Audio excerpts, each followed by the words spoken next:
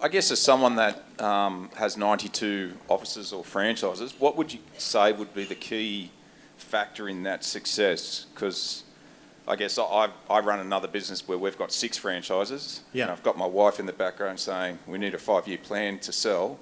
And it's, as you would be aware, it's very tempting that someone doesn't have that right cultural fit. Yeah. To take the money and run and then add it as another number. But I guess what's the key you would attribute the success for building that, Well, you're both right, Darren. If I was sitting down with you, I'd say, so what is your life goals? Start with that, because your business is there to serve you. And if you say, well, my goal is to be best, what do you do? What sort of industry? I run a kids mobile play centre business. Okay, so if you might say, well, I want to have world's best kids mobile play centre business, and I think that looks like 50 in Australia and 500 in Asia or something like that. Or you can say, I just want to have one, and I want it to be best on planet. I want it to deliver $1 million profit at the end of the year because it's got 1,000 kids or whatever. So I think you've got to work out with real clarity is what you want. Going forward, it's a good question you pose. It's always about standards. So whilst we have 92 offices, none are less of quality than the first 9. Hand on heart, I can say that. So we haven't reduce standards as we go forward. In fact, it's the old John West, the fish that you reject, in terms of there's a lot of people that have come to us that have been doing good volume of business but not cultural alignment with us. So we've said, look, it doesn't work for us, respectfully, because I don't want to embarrass anyone, and I'm not saying we're better than anyone. I'm just saying we have a certain number of standards around integrity and excellence and community and these things, and if those boxes aren't ticked, it's a really easy no, but respectful no. So I think first thing is, what's the vision? And it doesn't have to be 500, it could be 5, but whatever it is be clear about it. 2 is, don't shortchange yourself. Is it 5 because it's kind of all you think you can get to, or is it 5 because that's actually all you want? Because it could be 50, it's just a matter of how. Third thing is, make sure as you grow, your standards actually go up, not down, because a lot of franchise businesses or non-franchise businesses, as they grow, they let more people into the club that shouldn't be in the club. So make sure you maintain those standards. Systemised success, it's about systematic approach. You must have a formula for doing what you want, continually review the formula, but have a formula at any given time. So, how do you go about what you do and make sure it's there and maintain those standards? But, and be resilient, like some of the things, be very, very frank. I mean, in 30 odd years I've been in real estate, I've got to tell you, there's been, 33 days I haven't wanted to get out of bed. There's no doubt there are times you've got to be resilient. One of the things I've noticed and I've found personally is, success polarises people. There are some people who are successful, and hopefully you guys, otherwise you probably wouldn't be here or be wanting to listen to what I've got to say.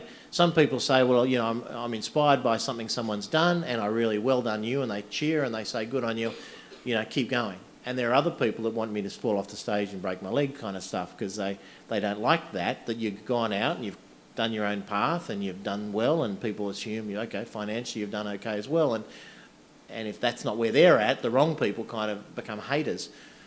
So I think that's one of the key skills that's often not talked about in these sort of environments of keynote speeches or even coaching workshops.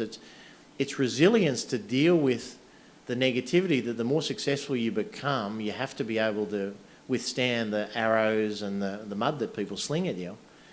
And so part of it is just like keep focused and keep going. So that's that'll be a part of it. And at 5 you're already successful, but if you want to get to 50 or 500, you'll become more successful and you'll polarise more people. But just keep going, knowing that your values are right and your integrity is right. Great, thank Thanks, you, John. Darren. I'm going to ask the final question, if I may, actually, John. In your thinking back about that 30-year career and with the opportunity for reflection, would you have done anything differently now if you had the opportunity to start over again? No, Anthony, no major. I don't look back and I say, oh, we shouldn't have done this or this or this or this. I mean, there's no doubt you learn along the way. The number of listings I've missed in my life are in the thousands, but each time I miss a listing and someone chooses another agent, I think about it and I talk to them and I get feedback and I try and do the next one better. So there's always room for improvement in anything, but I feel big picture. If you don't double down on every single detail, I think I would definitely just keep doing what I've done. As you said, the decisions that you made got you where you are now, which Yeah. is probably not in a bad place, I suspect. Yeah, Are and you- like for me, when you talk about 33 years, one of the things I do like to say, and hope for my energy gives that off without having to say it, but I'm just getting warmed up. I look at it and I think burnout for me is just a concept that I choose not to buy into. So 33 years later, has there been a day or two this year, last year, in the last 30 years, I've felt, wow, this is tough.